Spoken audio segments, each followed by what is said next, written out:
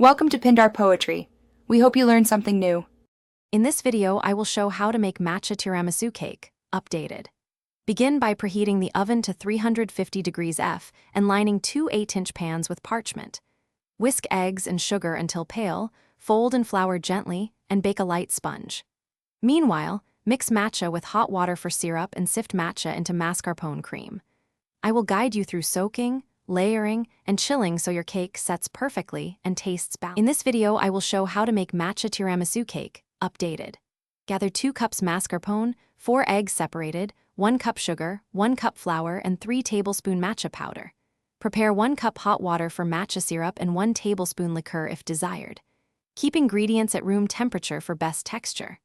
I will explain quick swaps, how to bloom matcha properly, and tips to prevent overmixing so the sponge stays tender and moist.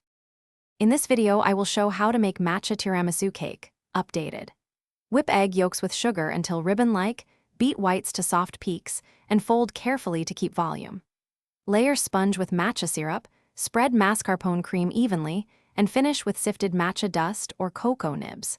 I will share timing cues and texture checks to know when each step is done, and simple fixes if your cream is too loose or sponge too dry.